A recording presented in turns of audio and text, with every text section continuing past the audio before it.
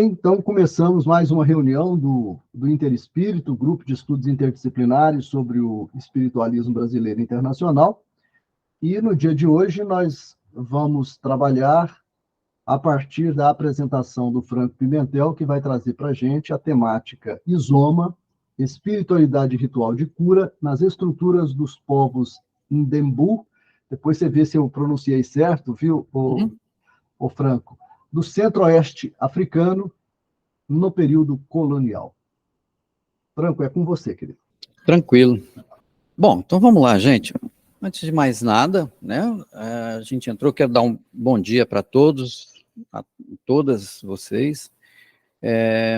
Eu quero realmente agradecer pela oportunidade que a gente está tendo no grupo, né, de partilhar os nossos estudos. É realmente muito importante para mim, né? Essa temática de hoje, ela é muito importante para mim também, porque ela está dentro do meu objeto de pesquisa. E eu quero me desculpar do último encontro que nós tivemos, né? Eu tive que suspender, né, por conta das questões de internet. Aqui é outra relação, né? A internet aqui é bem mais alta, a velocidade é boa, e hoje não vai cair porque não está tendo chuva nem nada, então vai estar tudo tranquilo. Eu espero que assim continue, né? Então, nesse encontro de hoje, né, como havia proposto, eu estou trazendo aqui, fazer um pequeno estudo sobre o capítulo 1 do livro do Victor Tanner, chamado O Processo Ritual, Estrutura e Antiestrutura, né? E, basicamente, assim, vamos começar a falar um pouquinho quem que foi o Victor Tanner, né? E a gente saber um pouquinho mais sobre ele, as relações que ele teve, para a gente poder entender por onde que ele está caminhando, né? Então, Victor Tanner é um antropólogo britânico, nascido em Glasgow, na Escócia, cujas investigações dos ritos em geral e sobre a eficácia dos símbolos nos processos rituais e sociais, em particular, né, se tornaram referências fundamentais não apenas da antropologia, mas também para as ciências sociais. As contribuições do Tanner, né, para a teoria antropológica, elas se dão em vastos campos, né? Mas as principais que a gente pode dizer que seriam as noções de liminaridade e comunitas, assim como as ideias de drama social e performance, baseadas na noção do rito de passagem, de acordo com o que foi cunhado pelo antropólogo francês Arnaud van Gennep. É muito interessante a gente ver que a trajetória do Tanner, né, teve marcada pela a chamada Escola de Manchester, na qual ele se destaca, né, que destaca o orientador dele, que é o Max Gluman, né, e que teve uma influência bastante na obra dele. Ele começou o bacharelado dele na literatura inglesa, aí teve a Segunda Guerra Mundial, ele teve que se afastar, mas aí depois ele retornou, né, e voltou, né, e se formou em antropologia social. E depois ele fez os estudos de pós-graduação dele e aí ele é convidado pelo Gluckman novamente para desenvolver uma etnografia junto dos Ndembo, né, da população banto na Zâmbia, que é justamente esse material que nós estamos falando agora, né? O trabalho do campo é realizado entre 1951 e 1954, né, pelo Instituto Rogers Livingstone, e em 1957 ele publica o primeiro livro dele, que é Cisma e Continuidade em uma Sociedade Africana, né, um estudo da vida da aldeia Ndembu. O resultado dessa pesquisa é que deu o doutorado dele, que foi em 1955. Logo em seguida, ele muda-se para os Estados Unidos, né, na década de 60, né. Então, em 61, ele vai para a Universidade de Cornell. Em seguida, ele vai para a Universidade de Chicago, né, mas depois ele vai para a Universidade de Virgínia, onde ele permanece até o fim da vida dele. As pesquisas que foram realizadas entre os Ndembo, primeiros, né, sobre a organização social e os dramas sociais, foram seguidas, né, sobre os processos rituais e as categorias do pensamento simbólico, né? Essas pesquisas eminentemente tinham o interesse do Tanner sobre a ideia do processo simbólico, né? E essas ideias resultaram em diversas outras obras, né? Dentre as quais, né, a gente tem aí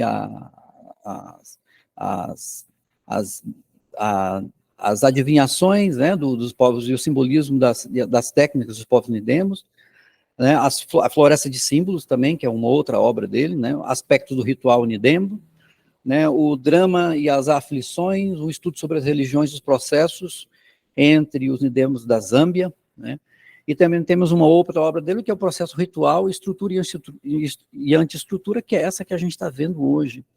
Outro livro dele importante que foi Dramas, Campos e Metáforas, a ação simbólica na sociedade humana.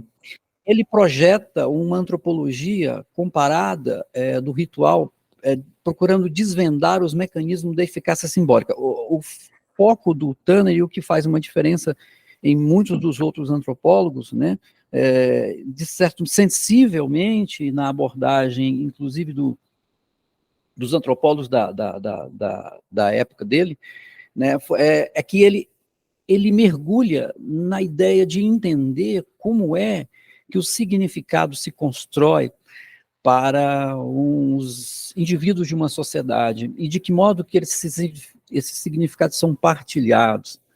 E na medida que ele procura isso, ele vai descobrir que a percepção da ideia e do sentido desse significado é necessário que o antropólogo vivencie passo a passo o lugar onde ele está vivendo e passe a sorver daquelas ideias para que se possa entender de fato o contexto que as pessoas estão vivendo naquele local. Então, a produção do Victor Tanner repercute em diversos domínios, né, escolas, estudos, que a gente pode chamar aí, que são da antropologia, né, dos estudos religiosos, teológicos, literários, folclóricos, e ele teve um papel também fundamental, decisivo na constituição do campo das performance studies nos Estados Unidos, né, como a gente vai chamar os estudos da performance. Né? No Brasil, a gente tem uma série de referências e de pessoas que são influenciadas pela literatura, né, pelos estudos do Victor Tanner, e que a gente pode citar uns aqui, né, como, por exemplo, Roberto da Mata, né, um antropólogo brasileiro, né, a Maria Laura Viveiros de Castro Cavalcante, e o John Dyson. A Maria Laura Viveiros, ela inclusive é espírita, e ela tem uma obra espírita também sobre essa questão, né, ela escreve uma obra sobre o espiritismo, analisando, fazendo um estudo de casos sobre uns processos espirituais numa casa espírita. Depois eu passo para... É a dissertação de mestrado dela. Isso, né? Uhum. Defendida em 1978 ou 79, não sei, chama-se eu estudo o sistema ritual espírita. Legal, que bom, então, obrigado. Qual é a noção de pessoa no espiritismo? Uma coisa assim. Eu tenho o livro desse trabalho dela. O que a gente vai ter, né? Então, mas aqui a gente tem opa, tá meio fora aqui. Vamos falar sobre um pouquinho, de fato, agora sobre o foco da nossa discussão de hoje, que vai ser sobre o processo ritual, estrutura e antiestrutura, especificamente sobre o ritual no Izoma, né? Vamos localizar os povos Nidembo no mapa. Eles estão exatamente nessa regiãozinha aqui, como vocês podem perceber aqui do mapa. E aqui eu tinha falado na África, né, no oeste, né, mas não é o centro-sul, na verdade. Né, é no centro, mais na parte sul da África. Só corrigindo aí que eu tinha colocado na descrição da proposta. Então, eles estão nessa regiãozinha aqui. Quem são especificamente, né, os povos Nidembo? A gente tem aqui uma foto, né, na década de 50, dessa aldeia, e eu peguei essa foto aqui de um slide, né, que a Maria Lúcia trouxe para a gente, né, numa palestra dela, enfim. E a gente dá para perceber a modo e mais ou menos como ele se organizava naquela época, que, por incrível que pareça, hoje não mudou muito, né? as aldeias africanas continuam com as mesmas normas e formas de vida, né? Algumas, né?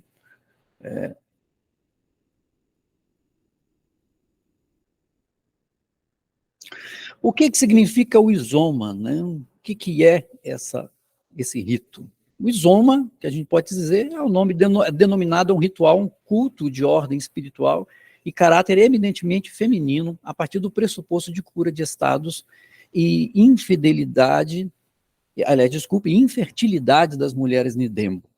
O termo advém de uma relação não auspiciosa do significado escorregar, que é relativo a um estado indesejável de saúde da pessoa.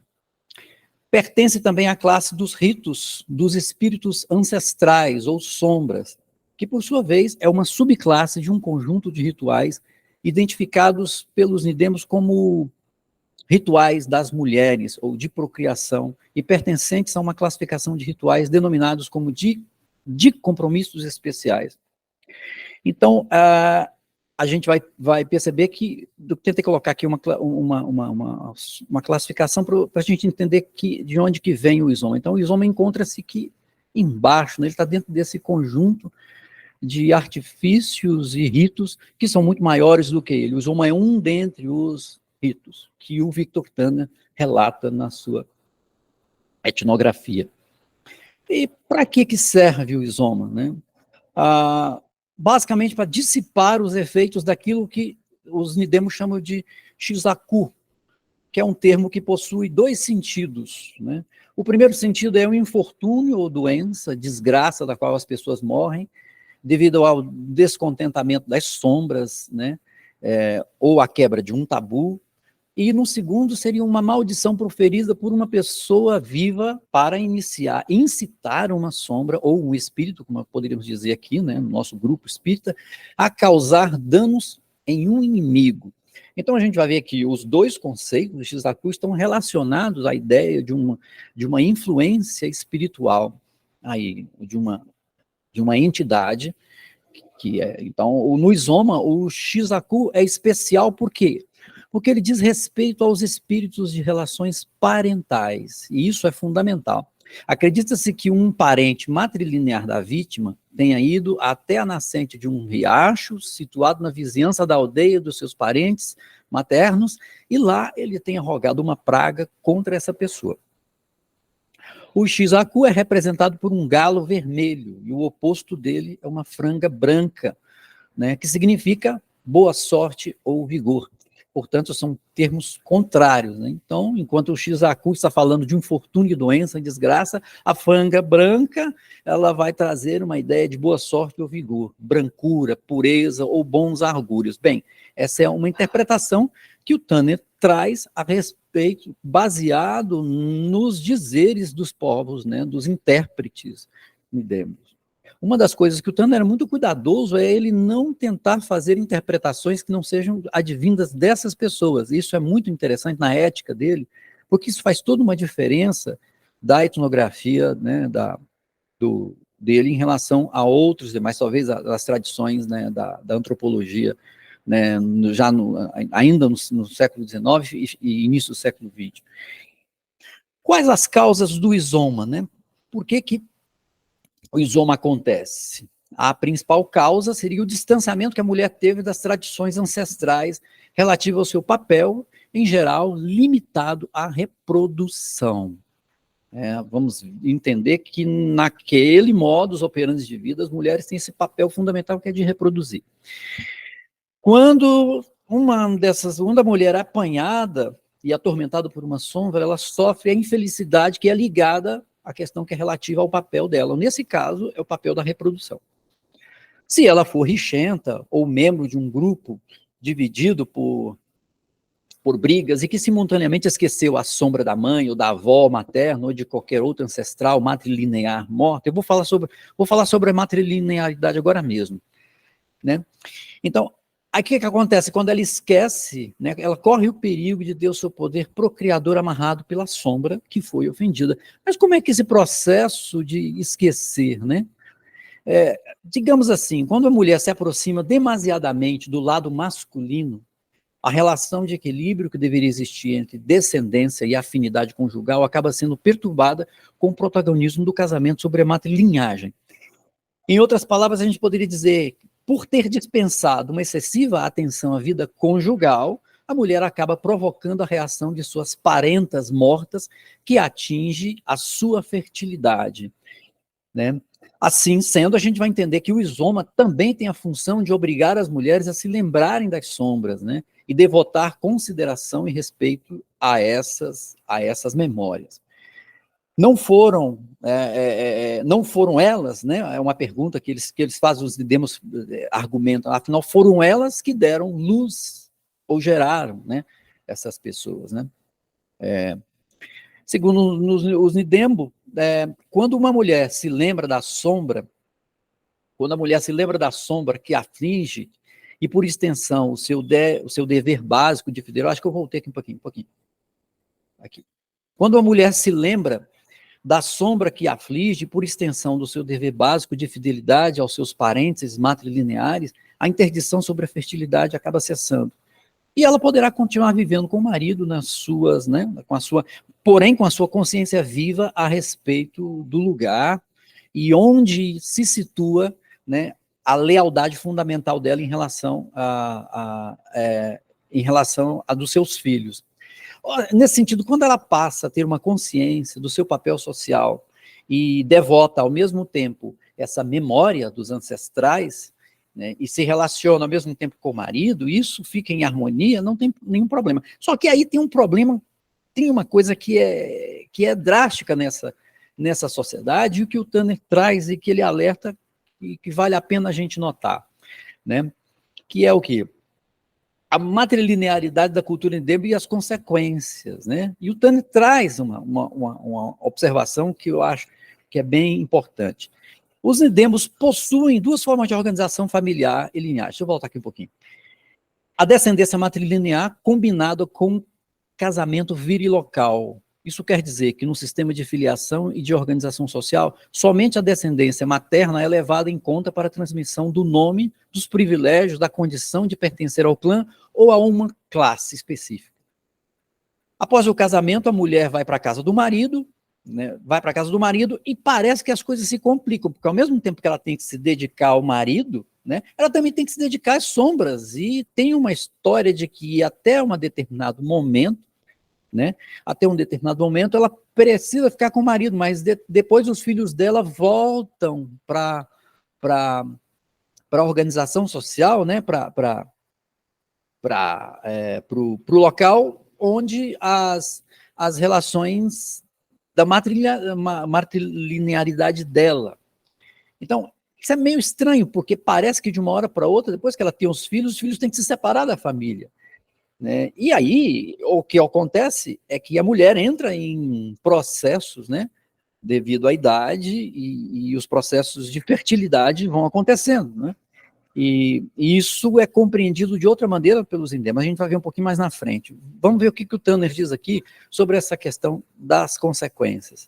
Ele diz assim que a contradição entre o casamento virilocal e descendentes matrilineares é crucial, determinante da instabilidade estrutural de todos os níveis de organização. Ele diz, tenho postulado, quando o modo de resistência pós-marital é incompatível com o modo de cálculo da linhagem em sociedade de organização unilinear, os grupos locais dessa sociedade são inerentemente instáveis, a menos que outros fatores intervenham, como as limitações de acesso aos recursos. O que quer dizer? O que ele está dizendo é que é natural que essas aldeias elas vão se desfazer devido a esse processo. E você não vai ter uma aldeia que tenha uma familiaridade constituída única, né, durante muito tempo. Em geral, as pesquisas, né, o Tanner mesmo aponta que essas aldeias, elas duram até aproximadamente entre 7 e 9 anos de gerações. 7, 9, não 9 anos, mas 7, 9 gerações. O que significa que é muito pouco, não existe muita memória. Então, essa memória ela tem que ser ela tem que ser construída de alguma maneira. E a gente começa a entender por que até mesmo dos rituais do Izoma, né, e das tradições Nidembo, de manter essa forma de culto, cultivar essa memória, porque eles precisam fazer. Se eles não fizerem, as aldeias vão se perdendo, né, nas memórias. Vamos lá, então. Eu fiz aqui um apontamento que ele fala de uma coisa que é muito interessante, de um tipo de espírito que ataca e que é muito fundamental para o entendimento de como os indêmbios lidam com a questão dos processos da capacidade de gerar filhos da mulher. Olha só, sobre a masculinidade, a máscara masculina Miveng. A mulher é acometida do isoma, ela também sofre pesadelos que é provocados pela sombra que persegue nos sonhos, né? Ou seja, ela tem os sonhos dela, né? E nesse sonho ela vê uma Krishti, como eles chamam, né? Ou Ikrishti, que é, de certo modo, uma espécie de espírito que eles entendem, né? Os Makrishtis são seres que participam do Mukanda, né? O ritual de circuncisão dos meninos. O ritual de circuncisão dos meninos. Dentre esses rituais existe, né? Dentre esses Makrishtis, aliás, rituais, dentre esses Makrishtis, existem os Miveng, que são conhecidos também como Nikaka, e que recebem o apelido de avô. A gente vê que, pelo fato de ser avô, a gente vê que é a ideia, né, imaginária, a ideia de uma ancestralidade que se apresenta, né? Eu vou dar um exemplo aqui, mas nada, só mesmo a título da gente tentar entender, mas é uma espécie de preto velho, tá? Diria isso, que se apresenta daquela maneira. O Miveng usa um saiote de fibra semelhante aos dos noviços durante o retiro, depois depois da circuncisão, né? E uma indumentária constituída de muitos cordões feitos de cascas de árvore. Aparece geralmente depois que as feridas da circuncisão estão cicatrizadas e é muito temido pelas mulheres. Ora, por que é muito temido pelas mulheres? Diz que se alguma delas tocar o Miveng, acredita-se que ela abortará. Eu vou falar sobre isso um pouquinho mais na frente, né? Eu vou entrar mais em detalhe e lembrar disso. Uma das características desses Miveng, como seres diretamente ligados ao rito da circuncisão, é sua representação física e simbólica associada à noção de desidratação e de ressecamento. Sabe? Então, observe que o saiote de fibra e os cordões feitos de tecido de casca de árvore, todos esses elementos, eles fazem uma conexão direta com aquilo que está desidratado.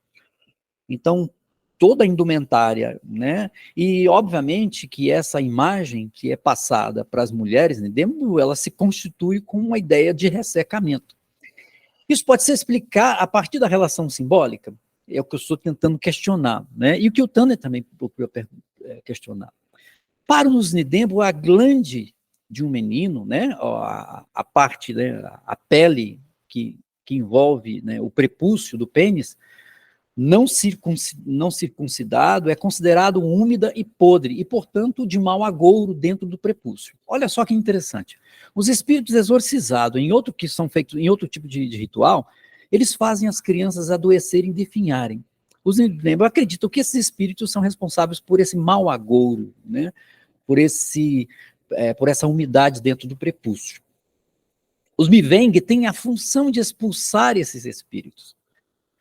Ao mesmo tempo que os Miveng são uma certa perigo para as mulheres, para os garotos eles são uma salvação. O fenômeno da secagem da glândula é um símbolo de aquisição de status masculino de adulto. O fato do Nhacaca, ou avô, aparecer logo após a cicatrização da ferida relaciona-se diretamente ao seu poder de ressecar a tudo que toca. O corpo feminino, né, imprescinde da umidade da produção da vida intrauterina. Isso é fundamental. Sejam as mais novas, mulheres mais novas, submetidas a variações de ciclo menstrual, sejam as mulheres mais maduras, cujo ressecamento caracteriza o fim do ciclo menstrual.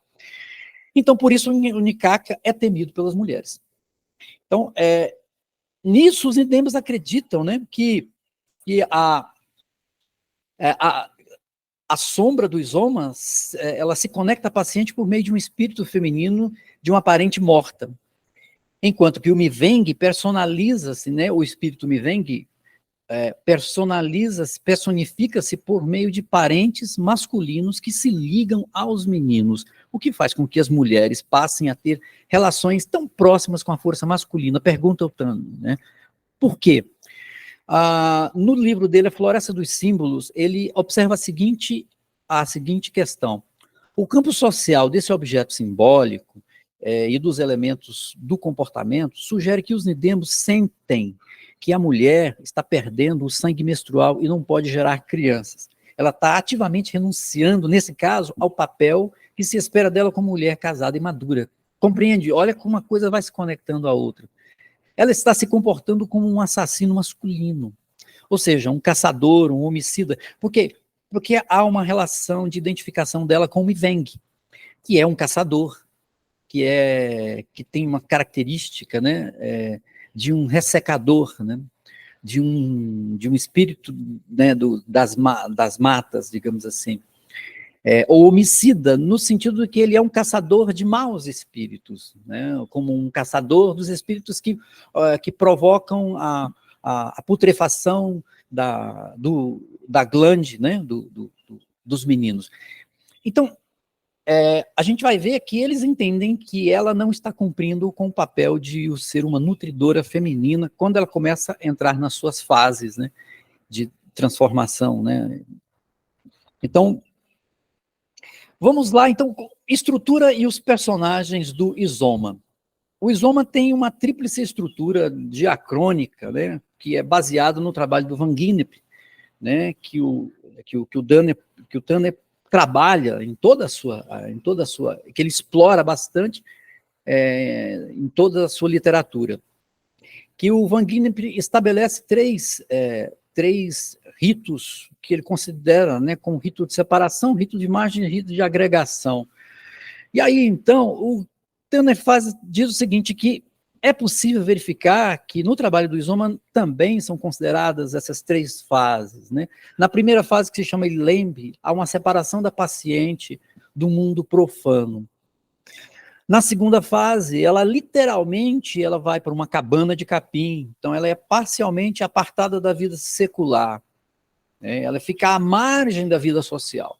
E na terceira fase seria uma espécie de agregação, por quê? Porque é uma dança festiva para celebrar o afastamento da interdição, né, da sombra que houve, e a volta da candidata, a volta da paciente à vida normal. No Izoma, isso é particularmente assinalado quando a candidata dá à luz a uma criança e chega a criá-la até o estágio dos primeiros passos, né? Então, dá para a gente fazer uma conexão entre uma coisa e outra? Eu pergunto para vocês, vocês não vão me responder agora, mas depois a gente conversa. E o que eu acho bastante interessante nessa procura do Tanner por entender esses significados dos nidemos. Os personagens do culto são a paciente, o seu esposo, o médico, os peritos, o adivinho, o feiticeiro, que nesse caso a gente vai explicar, o feiticeiro é um animal, e a sombra, ou que também a sombra são os antigos peritos, antigas pessoas que faziam parte dos cultos do Izoma. Também são pessoas experientes nesses cultos que já desencarnaram, digamos assim, né? O médico Shimbuki é o executor do processo de cura. É ele quem conhece os remédios, os procedimentos rituais corretos para afastar as sombras, a sombra atormentadora, né? É o médico que convoca outros médicos para ajudá-lo com os peritos, né? Esses ajudantes podem ser tanto as mulheres submetidas ao ritual, quanto os homens ligados que estão próximos por parentesco matrilinear e por afinidade com a paciente. Então, digamos assim, que sejam irmãos, sejam primos, né? Sejam tios.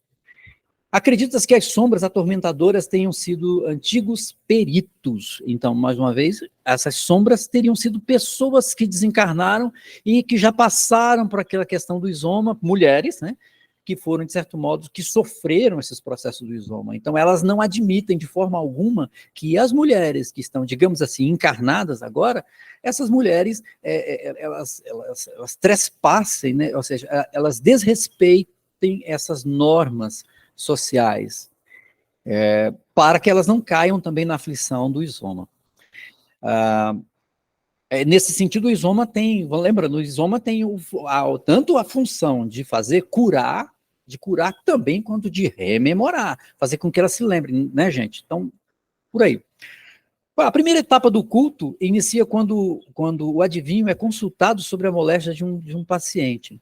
É ele quem faz, ele quem declara os infortúnios da mulher que perdeu os filhos, e aponta em que local e como os processos e os ritos devem ocorrer em relação à dimensão espiritual. Nesse caso, eu estou falando, né, do personagem adivinho. Esse cara tem um papel fundamental, que é o de identificar espiritualmente como é que a coisa aconteceu, dar nome aos bois e dizer, olha, é ali que vocês vão fazer, é por aqui, por aqui, por aqui. Né? Digamos que ele seja esse médium perceptor dessas relações.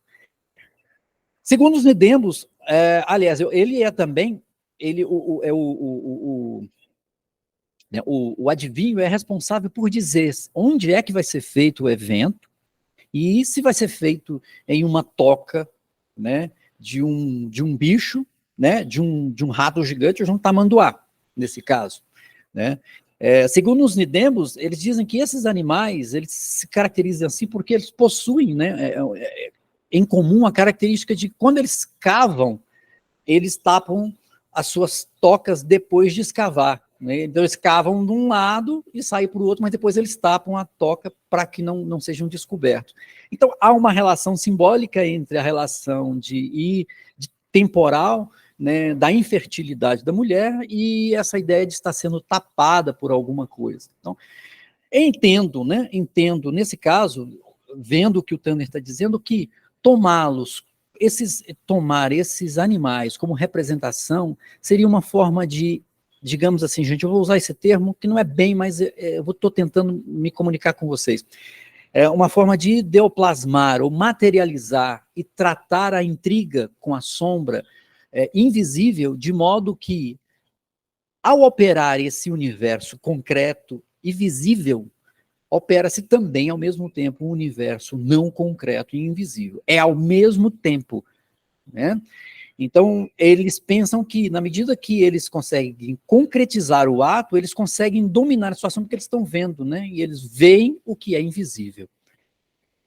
Ao animal lhe é imposto o papel de médio incorporador do feitiço. Vamos lembrar que o feitiço é feito sempre por alguém, né, que não gostou da fulana de tal, porque entendeu que ela não está respondendo aos ritos, né, aos ritos sociais, que ela se esqueceu das sombras. Então a pessoa vai lá e roga uma praga nela. Essa pessoa acaba sendo possuída pelo feiticeiro, pelo feitiço. E esse feitiço é uma espécie também de personificação, né? Com um outro espírito. E o animal seria uma espécie de médium desse feitiço. Ele seria a encarnação desse feiticeiro, simbolicamente, né, gente? Então, ele age dessa maneira. Há uma transposição do sentido do feiticeiro para o animal e para que a relação com o feiticeiro consiga ser operada. Então, o animal é conhecido como feiticeiro. Então, nesse sentido que eu coloco aqui o animal como feiticeiro. E a gente vai entender que as sombras, né, como nós dissemos, são antigos peritos. A preparação para o local sagrado. A preparação do local sagrado é realizada considerando um conjunto de símbolos fundamentais intermediados pelo conhecimento do adivinho, como nós já falamos. Segundo Tanner, é comum que quando se joga uma praga, né, a pessoa vai lá e enterra uns remédios próximo da fonte do riacho, e assim, né, ali naquele lugar, de acordo com o adivinho, que ele entende, ele vai dizer, ali naquele lugar que precisam ser feitas algumas súplicas e pedido de perdão às sombras para a devolução da maternidade à vítima. O terreno é cuidadosamente examinado à procura de sinais da toca do animal que foi indicado, e de modo que quando encontra o animal, o perito mais velho, tem todo um respeito a esses ritos, né? Então o mais velho dirige-se ao animal e diz, se você é que mata crianças, devolva agora a infertilidade à mulher para que ela possa criar bem os filhos. Então, nesse processo, a gente vai perceber que a toca, a partir do momento que a toca foi estabelecida, né, que foi feita, que foi cavada, desenvolve-se, ela passa a ser uma referência espacial e sagrada para todo o desenvolvimento do rito. Aqui eu trago uma imagem também que está lá no livro, para ficar mais fácil para a gente conversar, e eu vou falando a partir dela aqui para vocês.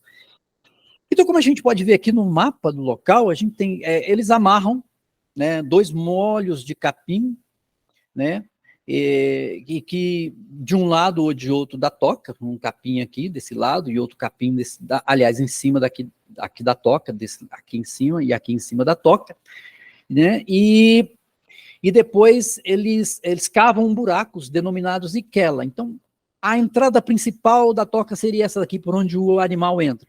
Aí que ele saiu do outro lado, ele tampou o outro lado. Então, digamos que esse buraco aqui foi o buraco tampado. Esse buraco aqui é o buraco do animal, buraco aberto. Os indígenas chamam esse buraco de Ikela. Então, nesse buraco aqui, que é aproximadamente 1,20 m, depois que eles chegam à profundidade desse buraco, né, eles cavam, né, e até de tal maneira, um vai cavando de um lado e outro vai cavando do outro, passando por debaixo do túnel do animal. Pra vocês verem como esse imaginário se constrói para a execução de um rito, né? É muito interessante a gente ver isso, que é de um trabalho, de uma dedicação, de uma humanidade para se tentar livrar o outro de um mau agouro, né? É muito interessante como esses povos são humanitários nesse sentido. Então, eles cavam, em seguida, né, o buraco do animal esse aqui passa a ser a Ikela da vida, da saúde, ou também a Ikela fria. Por quê? A Ikela fria porque ela está próxima desse lugar da nascente do rio, né? Por outro lado, a Ikela, que foi o buraco onde foi tapado pelo animal, passa a ser visto como um buraco, passa a ser visto como Ikela da morte, ou a Ikela da feitiçaria, ou Ikela quente. Por que Ikela da feitiçaria? De certo modo, o animal, quando ele vem, ele fica aqui no fundo, ele não fica na boca, ele fica lá no fundo, escondido. Então, é nesse lugar que o feiticeiro se encontra. Então, esse buraco é o buraco da feitiçaria, digamos assim, e também da morte, né? No caso do animal, e dos sacrifícios. E é também denominado como Ikela quente, né? Vamos dizer, lembrar que nesse caso a Ikela quente está longe da Ikela fria, longe da água, né? Então a Ikela do ressecamento, vamos seguir, né? Da parte seca. Do lado direito dessa Ikela, eles colocam 2 fogueiras, uma do lado direito, para quem está olhando para cá, dessa direção para cá. Então, para nós aqui, do lado esquerdo eles colocam a fogueira das mulheres, do lado esquerdo a fogueira dos homens. E existe uma oposição de lugares aqui, e essas 2 fogueiras têm uma presença muito importante em relação a essa relação de queima, né, entre o frio e de aquecimento e esfriamento entre o frio e o quente. O marido da paciente, os peritos recolhem o galo vermelho doado pelo marido e a franga branca doada pelos parentes matrilineares da paciente. Há um determinado momento em que os pacientes, né, que o marido e a esposa, eles estão dentro da toca e ela segura a franga branca no peito, como sendo uma forma de trazer essa relação, né, do significado da franga, né, para si. E ela vai atravessar esse buraco aqui por baixo até sair do outro lado, juntamente com o marido, com a franga, né? Mas o marido da paciente, né, só que eu vou acabar passando e me perdendo aqui, então deixa eu voltar um pouquinho, que eu já adiantei umas coisas para vocês que não, senão eu vou me perder. Então deixa eu voltar aqui um pouquinho. Então, os peritos recolhem o galo vermelho doado pelo marido e a franga branca e deixam lá. O marido da paciente constrói para o uso dela, uma espécie de pequena cabana de capim seco para que sirva de local de reclusão para a mulher. Essa reclusão é uma espécie de afastamento, né? Então, nós temos aí no primeiro, né, como a gente diz lá nos ritos do Wangen, né, no rito de afastamento, né, onde ela é reclusa, nesse momento, separada para que aconteça o processo de elaboração e de preparação. Já já nós vamos voltar para a execução do rito, né? E ela é afastada da dimensão do mundo profano, onde a franga também é colocada, a franga branca é colocada junto com ela, e ela será mantida posteriormente até a postura do primeiro ovo dentro dessa cabana. No Izoma, o tratamento da paciente durante a fase de separação, como eu já disse, é semelhante ao procedimento no rito da puberdade, em que a noviça, por exemplo, cresce até tornar-se mulher. Ou seja, a paciente deverá crescer de novo para tornar-se uma mulher fértil. Simbolicamente seria mais ou menos isso, né? A galinha, né, o frango, a franga colocando ovo é uma forma de se refertilizar, né? Essa demonstração. E aí a gente tem, então, que a coleta dos medicamentos, né? Como que se dá essa coleta, né? Ela é realizada pelo médico com auxílio dos peritos mais velhos ou do mestre de cerimônia. E aí o processo consiste na escolha de plantas, né, que tenham características e que se encontram imediatamente relacionadas com a circunstância do rito de cura para a qual a medicação se destina. Então, quando o perito mais velho limpa o pé de uma árvore e coloca lá alguns tubérculos, né, pedaços de raízes, né, que são doadas pelas mulheres da matrilinagem. Essa é uma exigência, né? São as mulheres que fazem essa doação do alimento, e esse alimento não representa apenas o alimento, ele é o alimento, mas ao mesmo tempo é o corpo da mulher que está sendo tratada, é o corpo da paciente, e que vai receber as energias, as ideias fundamentais daquela madeira na árvore onde ela está sendo colocada ali. E em seguida eles pronunciam para a árvore, né, para a entidade. Quando essa mulher esteve grávida, antes seus lábios, olhos, palmas das mãos, solas dos pés ficam amarelos, um sinal de anemia. Agora ela está grávida de novo. Dessa vez, faça com que ela fique forte a fim de que possa dar à luz a uma criança viva que cresça saudável. Depois disso, né, então o médico sai, coletando os pedaços de casca de outras árvores da mesma espécie e de variedades diferentes, tomando cuidado para que ele não colha aquelas árvores que se destina a produções dos cordões de casca, para que não se obtenha o efeito contrário, né, desse modo, né, de amarrar a fertilidade da mulher, né, e aí se aproximando ela do espírito Miveng. É muito interessante como isso, né? Você pode pegar da árvore, mas você não pode pegar daquela. Porque se eu pegar daquela árvore ali, aquela casca está relacionada com o espírito da ressecagem, vai fazer o contrário se você der para ela essa medicação. O manuseio da produção dos remédios se dá por uma mulher que é especialista, tem que ser por uma mulher, a partir da tritura dos variados ingredientes liquefeitos. Então o médico foi lá, pegou, colocou tudo dentro de uma cuia e levou, e essa mulher, essa especialista, foi lá e triturou tudo, colocou água, fez a liquefação ali, né, de certo modo, e depois despejam em 2 recipientes diferentes, um vai ser aquecido e o outro vai se manter frio. E lá eles vão colocar esse recipiente no buraco do chão. Eu vou trazer para vocês aqui. Aqui nós temos aqui esse buraco, que é o local onde coloca o remédio frio, e aqui o remédio quente. E aí tem todo um processo que é onde a gente vai entrar de fato agora nas questões, né, do processo curativo. Depois da coleta dos remédios, inicia-se um processo curativo com a passagem do casal que estava aqui na Ikela fria e eles vão para a Ikela quente. E eles ficam passando aqui para lá e para cá. E cada vez que eles passam, há um lançamento tanto de remédio frio quanto de remédio quente.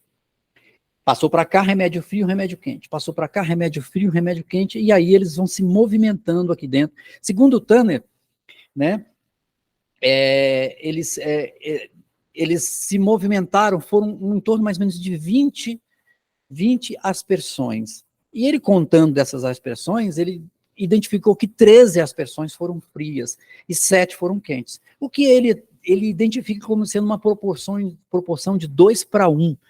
Se as frias estão ligadas à nascente, ou seja, à fertilidade, à vida, então identifica-se que a quantidade de água da vida foi maior do que a quantidade de água da morte, do quente, do seco. Então, nesse caso aqui, o que ele vai interpretar mais na frente é isso, que há uma predominância da ideia da vida sobre a morte, né? Nesse caso, o que a gente pode ver é que há uma relação de alternância quando os pacientes estão, quando o marido e a mulher estão de um indo para o outro. Também tem outros acontecimentos que são, por exemplo, a morte do galo, né, o sacrifício do galo, que é despejado aqui naquela quente. E o galo representa aquele mau agouro, né, digamos assim. Então esse mau agouro deve desaparecer, para que somente a franga branca sobreviva. Existe uma relação entre o remédio vezes o local sagrado, e que eu acho muito interessante. Que é assim, a preparação do local sagrado por meio da concretização do acontecimento espiritual, para que esse local, né, para que possa agir sobre ele. Então, a gente vai entender que, como aquilo que eu estava dizendo anteriormente, há uma tentativa de concretização, de materialização do espiritual para o carnal, para que se possa saber proceder sobre isso. Em relação a isso, o Tanner fala uma coisa que é bem interessante. Ele diz assim, deixa eu ver se eu coloquei, não coloquei aqui não. Ele diz assim: aquilo que se torna sensorialmente perceptível na forma de um símbolo passa a ser, desse modo, acessível à ação propositada da sociedade, operando através dos seus especialistas religiosos. Assim, dizer o nome de um estado não auspicioso já é meio caminho para removê-lo. Corporificar a ação invisível de feiticeiros e sombras em um símbolo visível ou tangível é também um grande passo no sentido de remediá-la. Compreende? Então, é necessário, para os Ndembo, criar uma visualização desse processo e, a partir dessa visualização, poder agir no invisível. Como esses processos se dão ao mesmo tempo? Né? O Tanner compara que essa prática não está muito longe da prática do moderno psicanalista, né? Como a gente vê, é preciso que o psicanalista consiga fazer com que a pessoa construa ou traduza o seu imaginário individual, pessoal, né? O seu imaginário em símbolos nos quais ela possa realmente se lidar e manipular. E assim, de certo modo, encontrar a cura, né? Quando algo é aprendido pelo espírito, quando se torna um objeto capaz de ser pensado, ou seja, aquilo que é o oculto, aquilo que é perigoso, aquilo que é nocivo, pode ser facilmente enfrentado e dominado. Desse modo, o adivinho escolhe o animal que representará a sombra e, assim sendo, escolhe também a toca. Ao abrirem a entrada bloqueada, estão, então, devolvendo, gente, simbolicamente, a fertilidade para a vítima, tornando essa vítima capaz de criar bem os seus filhos. É como se, então, se você tivesse desbloqueado o processo, né, de geração, né, de fertilidade da mulher. A gente sabe muito bem, né, para nós, que nos processos menstruais, né, da mulher, ela passa pelo ciclo menstrual, tem um ciclo de infertilidade. Isso é natural. Os Ndembos talvez não percebessem isso da maneira como nós percebemos, mas eles agiam do modo deles, né, e era uma tentativa. E não se sabe, o Tanner não entra especificamente nesse detalhe. Ele fala também sobre essas questões, né, dos ciclos menstruais, mas ele não diz que, às vezes, o processo de separação da mulher da sociedade para que ocorra, né, esse processo de afastamento durante o rito, seja também o processo né, de 1 ou 2 semanas, né, da fase menstrual. Que aí, quando ela retorna, ela se está fértil novamente para começar podemos dar à luz.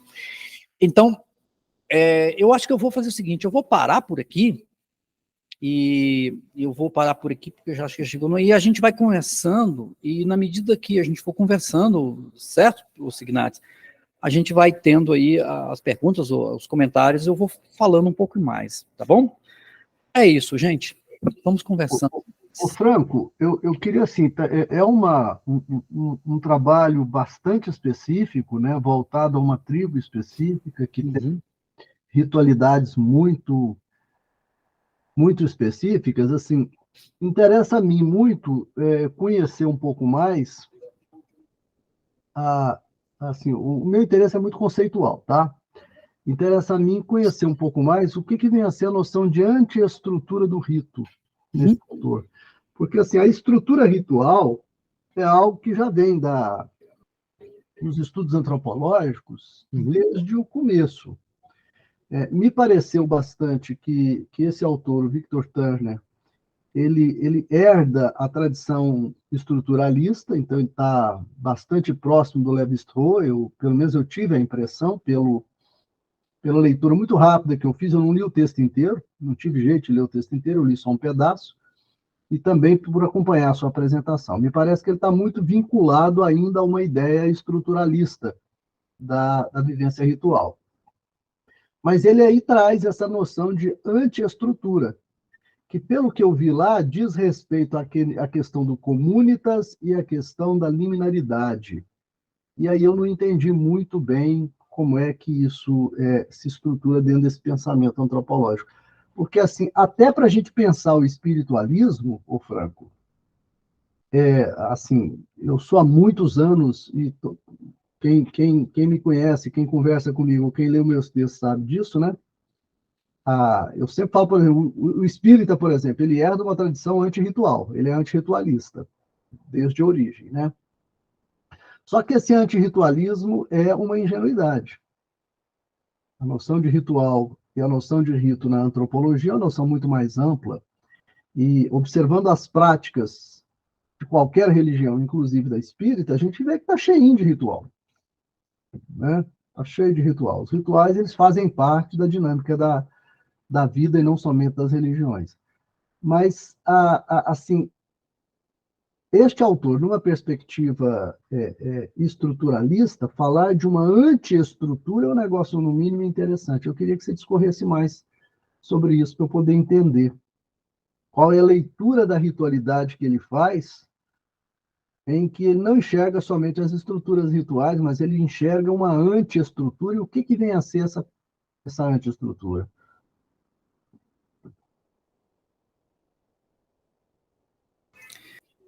Me dá só um segundinho, por favor, só um pouquinho.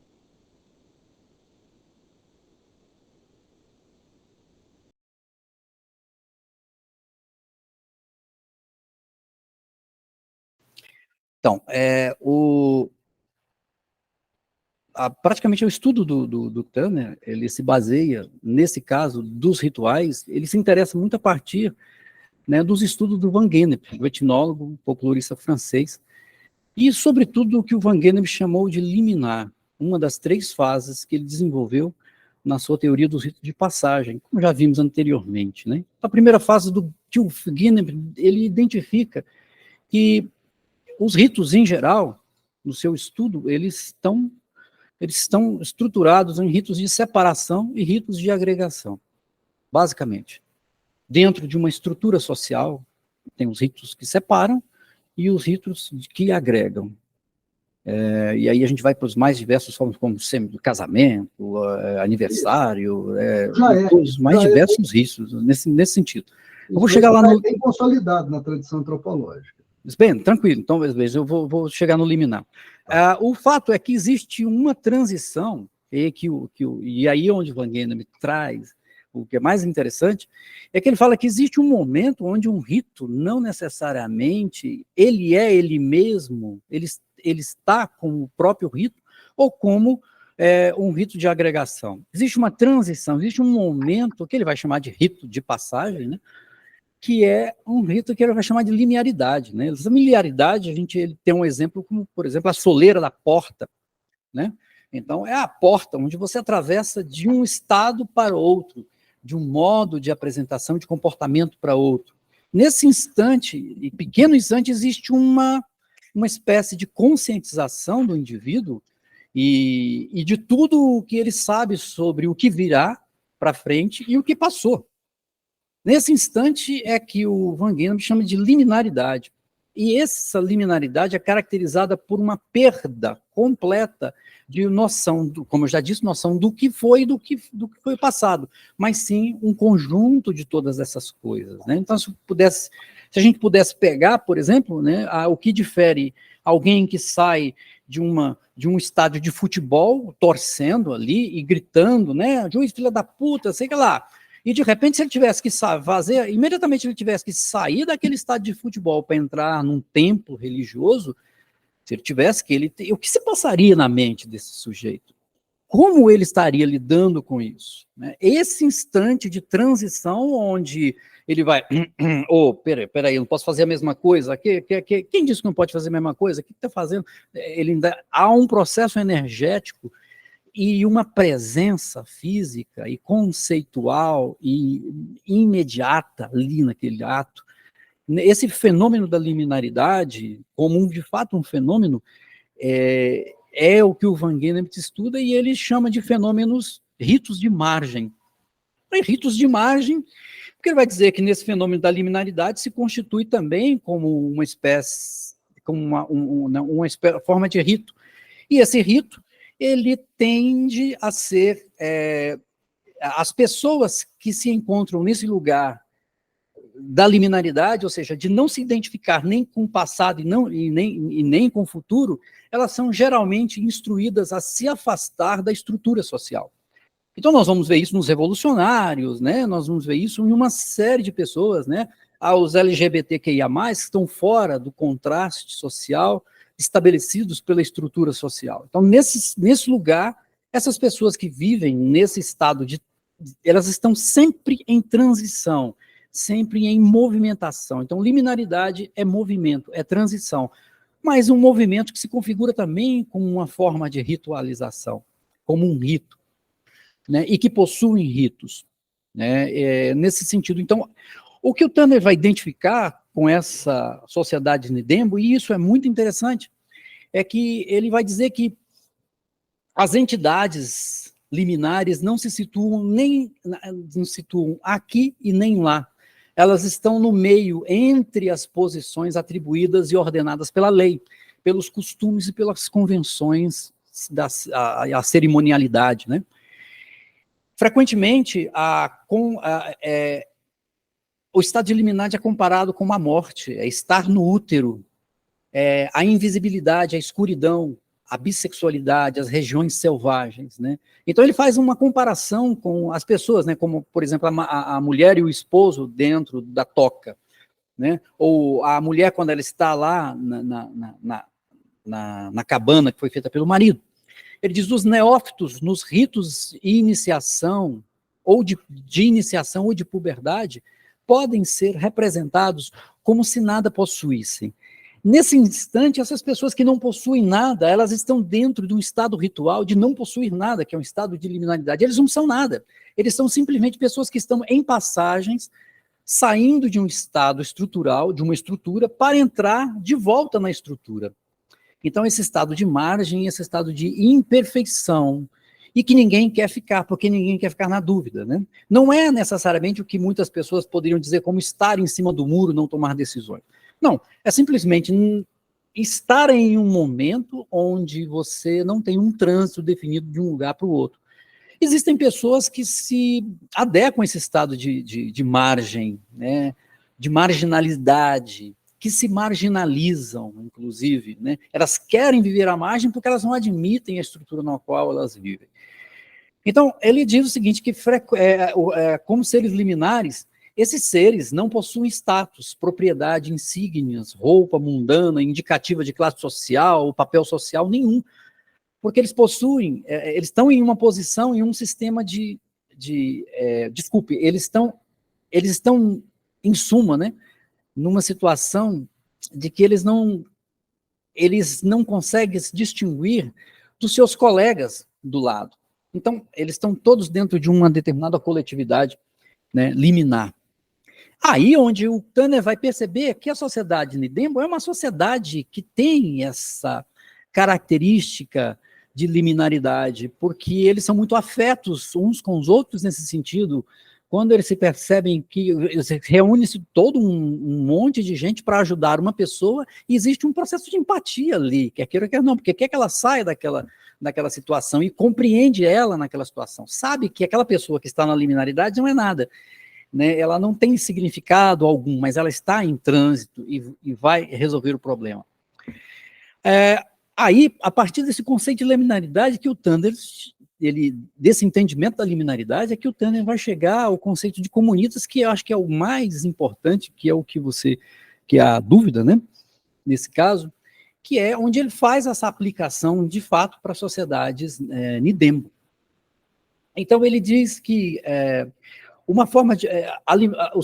os comunitas seria uma forma de organização dos indivíduos numa sociedade de liminaridade, que comungam ou correlacionam, reconhecem princípios comuns dentro de um conceito de vínculo social generalizado e que deixou de existir e, contudo, simultaneamente, tem de ser fragmentado a uma multiplicidade de laços estruturais.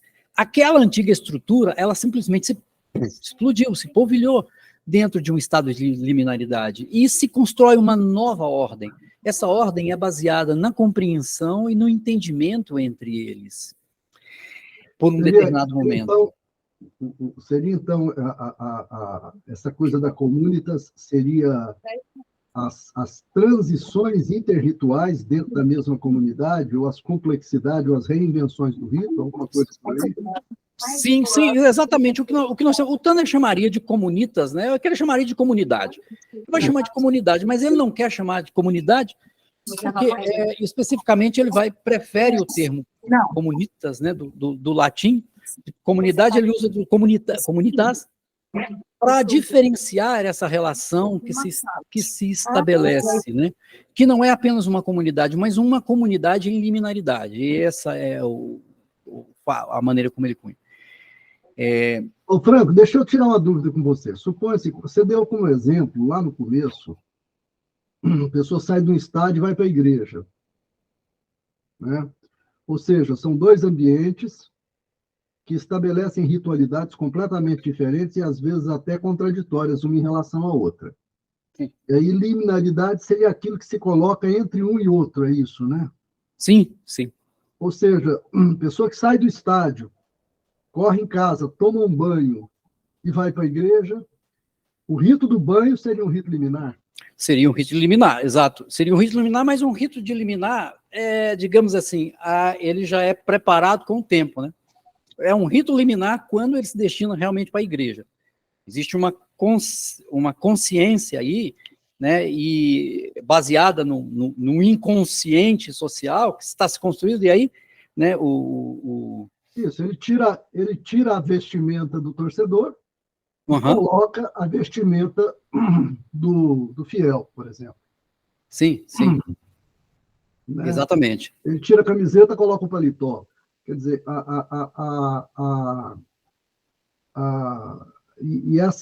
esse rito da troca da roupa, da higienização, do banho, seriam ritos liminares destinados a fazer a possibilidade de passagem entre essas duas estruturas rituais, a estrutura do futebol e a estrutura da religião. Sim, esses momentos de ser uma espécie de preparação. É claro que essas coisas não se resumem assim, em papuf, né? Um rito liminar, nesse caso, ele se torna um rito de liminaridade quando há, né, na transição, digamos assim, que nem mesmo o banho seria o rito liminar. O banho seria liminar, em tese, antes dele entrar num outro ambiente, mas quando ele começa a tomar banho, pensando no que ele vai fazer, ele já entrou, percebe? Ele já mudou de estado, porque o estado não é um estado físico apenas, é um estado de percepção, é o estado de imagem, né? É aí que o Tanner tem a influência do Lévi-Strauss, né? Por quê? No sentido de que o Lévi-Strauss considera esses conhecimentos, né? Conhece o fenômeno do inconsciente que age sobre as pessoas, e ele traz essa leitura para a antropologia dele, né? Deixa eu dar um outro exemplo, então, para ver se eu entendi. No estado de São Paulo, é muito comum, isso eu sei porque eu tive um conhecido lá que me contou essa experiência. O cara é torcedor do Corinthians, e torcedor desses de participar da torcida organizada. Então, ele ia para o estádio assistir o Corinthians jogar, né? Como ele falava, assistir o Timão jogar, Só que quando ele saía, ele tinha que pegar o ônibus, ou pegar o metrô, aliás. Uhum. Só que se ele pegasse o metrô vestido com o uniforme do Corinthians, ele correria o risco de entrar num vagão que tinha muito palmeirense. E aí ele podia ser agredido. Então, o que ele fazia? Ele saía do estádio, certo? E tirava a camiseta, colocava dentro da mochila e colocava uma outra camiseta aí. Ou então colocava uma blusa e fechava tudo para ele não se aparentar como o torcedor. Essa saída protetiva dele no caminho é o rito liminar? Não necessariamente. O estado de percepção dele é um rito liminar. Um instante de percepção. Mas quando ele começa a vestir, ele começa a se transformar. E esse processo de transformação já exige, digamos assim, é aí que o Tanner vai entrar no conceito. É uma liminaridade, né? É uma liminaridade, mas aí, sabe, Signácio, mas é aí que o Tanner vai trabalhar o conceito dele de performance. Né, essa seria a pergunta seguinte minha, que eu queria saber como é que você articula a noção de performance com uma noção que, me perdoe, assim, é muito antropologia dos anos 50 para os anos 60, é muito antropologia estruturalista, né? É estruturalista, às vezes, demais para o meu gosto. Mas, assim, tranquilo, é um autor efetivamente importante, né? Aparentemente, ele dialoga com o Lévi-Strauss e traz coisas interessantes para além do Lévi-Strauss. Sim, exatamente, esse é o fato. Essa coisa assim, se a gente tivesse numa discussão outra aqui, eu até tematizaria essa discussão da matrilinearidade, que é um negócio muito interessante. E, sobretudo, uma coisa que você traz da percepção dele, que também é muito interessante, da matrilinearidade como um elemento de disrupção. Enquanto que no Lévi-Strauss, não, a ideia da mulher, o comércio das mulheres, né, como ele fala, a movimentação das mulheres, ela faz parte do modo de estruturação da tribo. Ela não tem nenhuma, não é um componente disruptor, muito pelo contrário, é um componente estruturador do processo. Então, Lévi-Strauss é um estruturalista de quatro costados. E esse Victor Turner, me parece que ele efetua algumas disrupções no momento, embora o núcleo do pensamento me pareceu muito estrutural, até o modo de descrever o ritual é bastante estruturalista, mas me trouxe a aparência, Franco, de que ele percebe esses momentos de disrupção. Eu não quero tematizar a matrilinearidade, não. Eu queria que você me mostrasse, e aí também eu não consegui ver, como é que você articula neste modelo de leitura antropológica do sistema ritual a noção de performance. Então, vamos tomar aí o exemplo que você deu do sujeito lá que está vestindo a camisa. Digamos, e aí também nós podemos falar dessa relação que se estabelece de ruptura do Tanner, na topologia do Tanner, para a antropologia levi-straussiana lá, que é o fato de que, enquanto o Lévi-Strauss estabelece, ele busca o entendimento de uma estrutura, o Tanner vai buscar o entendimento daquilo que especifica a estrutura, que é a desestruturação. Toda a teoria do Tanner, posteriormente, inclusive a de Ele chama de antiestrutura, né? De antiestrutura. Ele vem em cima e ele vai trabalhar em cima dessa noção de liminaridade. E é aí que se encontra também o conceito de performance dele. Então, veja bem, quando o sujeito está lá e veste a camisa para passar no meio da torcida, o ato de vestir a camisa é um ato de desestruturação do ponto de vista anterior dele.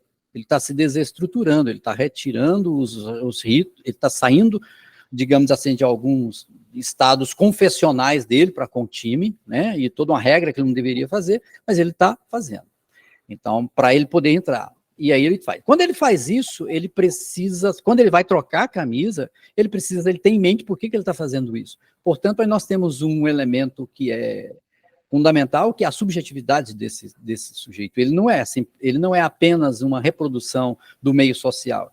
Ele é um sujeito que tem uma subjetividade, que tem escolhas, né, e tem as suas preferências, apesar dele ser influenciado pelo o universo imaginário social da qual ele faz parte, né? Mas aí, esse sujeito traz consigo uma vasta de uma experiência na qual ele já está acostumado. Se por acaso, digamos assim, Signatis, se ele tivesse diante de um acontecimento fatual, inesperado, e ele estivesse ali, por exemplo, com a camisa do Palmeiras, né? Eu não lembro do Fluminense, sei lá, ele tiver com a camisa do time dele, e de repente ele vê que aquelas pessoas, a torcida está lá, e ele naquele momento ali, ele fala, puxa merda, se os caras me veem aqui, eu estou enrolado. Então, naquele instante, ele é acometido de uma brutal experiência, onde na mente dele se contrapõe, se contrabalança uma série de coisas. E aí, eu tiro ou não tiro? Se eu tirar, eu jogo fora no lixo, se os caras me pegarem, o que eu vou fazer? Né? Nesse momento, existe uma espécie de transição de ritos aí, e que de um estado para o outro, que ele precisa fazer imediatamente. A experiência dele com a violência do que ele sabe, da dor, de uma série de coisas vem, e ele precisa resolver. Se ele não tiver essa experiência, se ele não sabe no que incorre passar no meio da torcida adversária, com a camisa do Palmeiras, por exemplo, ele está enrolado, ele vai apanhar, compreende? Então, como ele já tem essa experiência, ele já muda.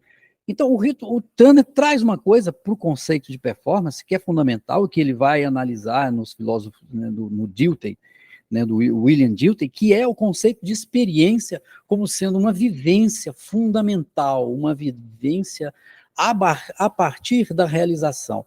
Então, para que haja uma transição de rito e que ele saiba como agir, o Tanner vai saber como vai se configurar como performance, né, performance ritual, para que ele saiba como agir, ele precisa ter essa experiência.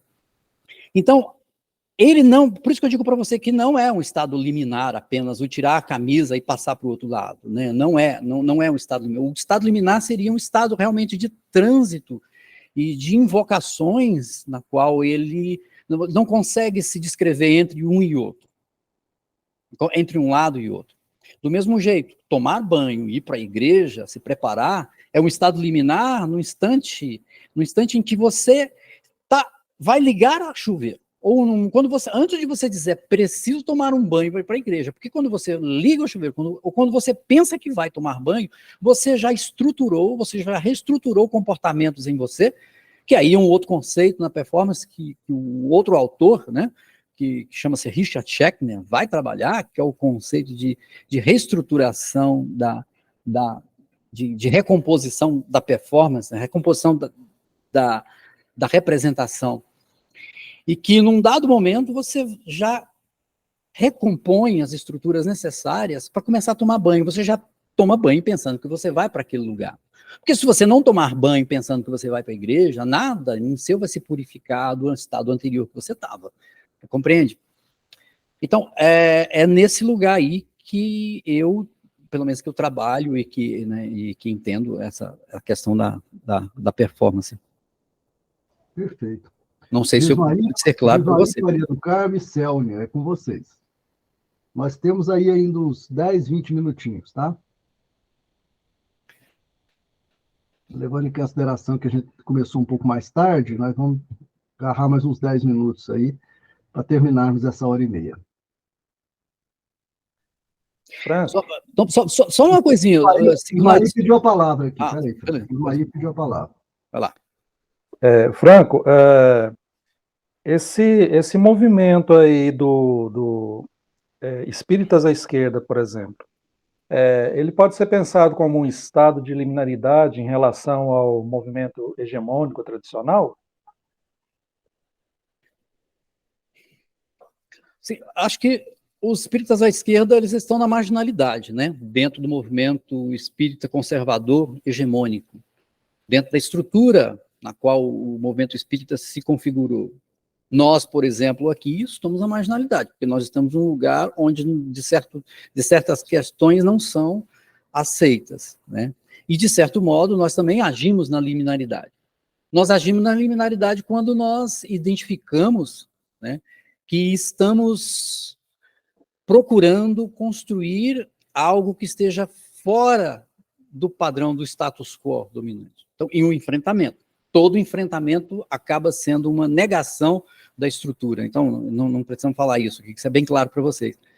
Então, seria, nesse caso, os espíritas à esquerda eles estariam, de certo modo, nesse espaço, nesse trânsito de liminaridade. Mas não é assim, eu não quero dizer que é isso, porque é um lugar de pensamento, sabe, o Gismaí, o campo, né, que a gente nem chama de campo, mas o estudo das performances culturais, o estudo os estudos da performance são lugares muito difíceis de se palmilhar, porque as afirmativas são difíceis.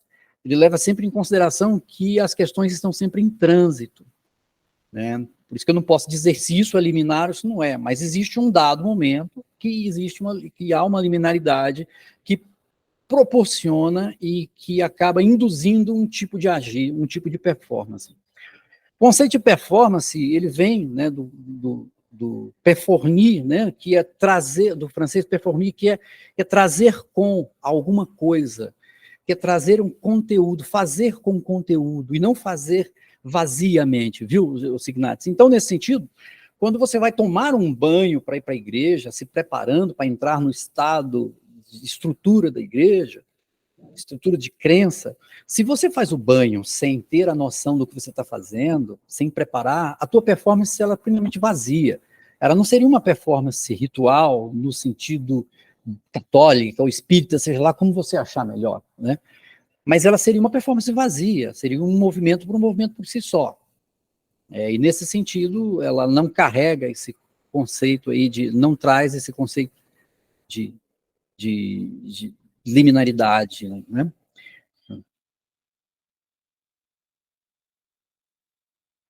Maria do Carmo. Ok, Gismaí? Tranquilo ou não? Então, Franco, em dado momento se comparou essa teoria, ou parte dela, ao fazer psicanalítico, né? A sombra seria acessar um inconsciente? Seria isso ou estou exagerando? Não necessariamente o inconsciente, né? Essa relação de trazer a psicanálise para a análise dos ritos, né? Justamente a influência levi-straussiana, né, que o Tanner tem, e ele encara e ele absorve isso, né? O Levi-Strauss ele faz essa busca de entender os ritos e as atitudes, os comportamentos, para saber como que esse universo inconsciente está funcionando. Mas ele não rompe com as estruturas, de certo modo. Então, mas o que o Tanner está querendo, ele faz uma comparação que seria mais ou menos isso, né? Não é que isso aconteça, mas seria por esse lugar. Eu prefiro não dizer e deixar apontar que seja isso, né? Para que eu não possa incorrer aqui em estar afirmando do que não está de acordo com a literatura. Mas ele faz essa comparação, então seria concretizar o ato espiritual do Isoma, seria uma forma de, no meu modo de entender, de manipular as relações par e passo, uma com a outra, de tal modo que você muda uma, você muda outra. Compreende? No Espiritismo, a gente tem uma história que é a seguinte: os médiuns falam assim, não, só coloca a mão em cima da pessoa e os espíritos sabem o que estão fazendo. Os espíritos sabem o que estão fazendo, é um dado, é um elemento de crença do espírita, né? Muitas vezes, que não são todos os médiuns que percebem que os espíritos estão fazendo. Às vezes os médiuns percebem que os espíritos estão lá. E tem médiuns que veem os espíritos trabalhando em cima da pessoa, digamos assim. né? Mas a única coisa que é dado ao passista fazer é colocar as mãos. Quando a gente vai para as religiões matriz africanas como essa, nós vamos ver que eles não entendem que a espiritualidade está trabalhando por si só, que você só tem que fazer um ato. Não, eles entendem que esse ato ele é par e passo continuamente ao que você faz. Né, os povos originários, os brasileiros, né, os índios, eles têm essa visão de que a espiritualidade ela é par e passo à nossa existência aqui. O que nós fazemos aqui, fazemos lá. Há um processo de integração completa em sujeito, espírito e sociedade. Por que me pareça, né? Então, essa relação que se estabelece de crença, ela é uma crença que se desdobra na própria ação dos sujeitos. Ela não existe sem ação prática. Então, o que o Tanner traz, acredito que ele traz essa ideia, né? E eu fiz uma comparação também. Quando eu falo desses universos, você entendeu? De mobilizar um universo e outro ao mesmo tempo, é uma visão minha, um entendimento meu, uma leitura minha a partir disso aqui. Agora, o Tanner, sim, ele faz uma comparação com essa relação do psicanalista. Ok, Maria do Carmo? Signato, só para finalizar, depois a gente conversa mais sobre essas questões, né, sobre a questão da performance. Eu passo para você algumas outras coisas que eu acho que está mais dentro da sua pesquisa. Você fica devendo, Franco, nesse grupo, um trabalho específico sobre performance. Eu acho que esse conceito é um conceito muito interessante, mas que a gente tem pouco abordado para estudo da fenomenologia religiosa. E ele é muito interessante. Ele é muito antiestruturalista. Sim. O que me, de certa forma, assim, me causou uma certa estranheza quando você adotou esse autor para tratar da noção de performance, eu fiz o Tico aqui entrou em parafuso com o Teco, porque eu falei, gente do céu, a performance é um conceito disruptivo. Uhum. Ele é aquela coisa do único, da emergência da diferença. Sim. E tal. Sim. Ela é o próprio evento, ela é a demarche. Sim.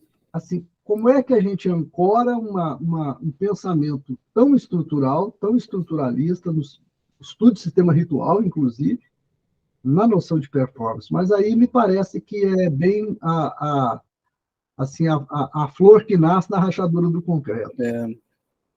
Signatis, é um conceito extremamente complicado.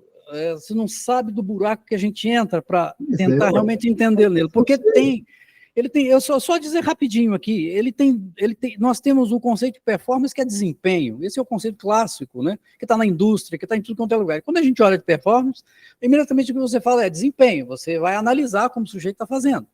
Mas é muito mais do que isso. É muito mais do que isso. E ele é absolutamente antiestrutural.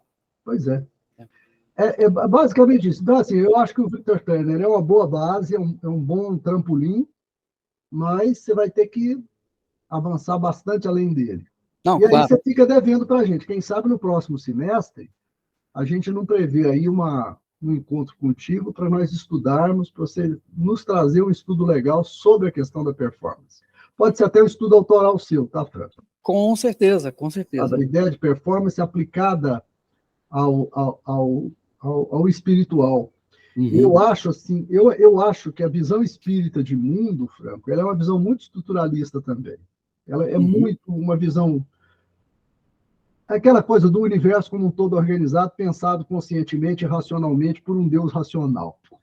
Tem muito do iluminismo na visão espírita de mundo. Então, eu acho que a ideia de performance, inclusive eu coloquei até no meu livro, no livro que eu vou publicar agora, Teoria Social Espírita, Fundamento para a Teoria Social Espírita, eu coloquei até nesse livro, assim, que a gente tem que romper, uma das coisas que a gente tem que romper com Kardec é a revogação da estatística, é dizer que o acaso não existe. É claro que o acaso existe, o acaso é Deus criando, cara. O acaso é Deus criando, é um Deus criador, é um Deus criativo. O acaso é o surpreendente o tempo todo. Uhum. E, a meu ver, a noção de performance ela se encaixa muito nisso como fenomenologia espiritual. Uhum. É bem a ideia de Messias judaico. Você sabe. Signatis, o acaso... Eu li isso no Walter Benjamin. O Messias judaico, sim, Uhum. O Walter Benjamin dizia assim, que toda vez que você entra no aposento, você tem que deixar a porta entreaberta, porque você não sabe a hora que o Messias vai chegar. Então, o Messias não pode encontrar sua porta fechada. E quando ele aparece surpreendendo. Ele não é nada do que você espera. O Messias é o absolutamente outro. É a alteridade pura, é a alteridade máxima, é a Redenção. alteridade divina. E é bem aquela noção, que é uma noção daquele filósofo lituano da alteridade, o Emmanuel Levinas. Ele define Deus, é a melhor definição que eu conheço de Deus. Deus é o absolutamente outro. Deus é tudo aquilo que o homem não pensa que ele seja, ou que ele pensa que ele não seja. Deus é o absolutamente surpreendente. Porque se Deus pudesse ser previsto, você humanizou Deus. É uma antropomorfização, você saber o que Deus é. Sim. Eu acho isso fora do comum. Então, eu gosto muito dessa ideia do novo, da ideia do estranho, da ideia da surpresa, da ideia da démarche. A démarche é o Ferdinand de Alquier. Ou a ideia do evento, que é o Alain Badiou. São filósofos da alteridade, filósofos que trabalham essa noção da surpresa, que é bem essa ideia a ideia performática, né? A ideia da história como performance. E aí, monta um texto legal e traz para a gente poder estudar. Sim. Uma coisa só que você falou, só para você querer estender, quando a gente olha para o movimento espírita ou para o espiritismo, ele é estrutural e absolutamente estrutural, né? A liminaridade é o umbral. Nós fazemos o possível para não entrar na liminaridade. Fazemos o possível, nós fazemos todas as nossas formações previamente, nós construímos, nos preparamos o tempo todo aqui para fazer relato, uma passagem. A liminaridade é umbral, e observa só que coisa interessante, como é estruturalista e racionalista esse projeto. Aquilo que é a liminaridade, que seria o pré-performance, que seria o interessante, é o negativo. Sim. É o inferno. É o inferno. É a marginal. O sofrimento da infelicidade, etc. Então, o imaginário céu e inferno, que você enxerga o diabo como aquilo que divide, o diabo como aquilo que surpreende. Falta de estrutura. É estranho. É a antiestrutura. É a antiestrutura. O diabo é o que há de interessante. O que dá razão ao Mark Twain, né, aquele escritor americano, que ele dizia assim: eu prefiro o céu pelo clima e o inferno pelas companhias. Assim, que as companhias mais interessantes estão no inferno. As pessoas mais interessantes, nenhuma delas vai para o céu. Então, assim, eu acho isso muito legal. Então, assim, isso é que eu te falo, numa visão, assim, num momento de uma leitura do espiritual, uma leitura performática do espiritual, é um negócio muito legal, muito interessante. Você trazer para o campo do pensamento espiritualista a noção de performance, a noção do novo, a noção da surpresa, do surpreendente. Nós não podemos prever porcaria nenhuma. A gente o tempo todo, o universo se renova diante de nós e nos surpreende o tempo todo. É o que eu falo. O acaso é Deus criando. Que desde quando Deus é previsível, pô? Leis universais e imutáveis, para com isso. O homem não para, não. Legal, gente. Bom demais. Mas você fica devendo esse texto, então, para nós, tá? Tá bom. Ok. Então, muito pessoal, obrigado. Então, obrigado a vocês. Valeu demais.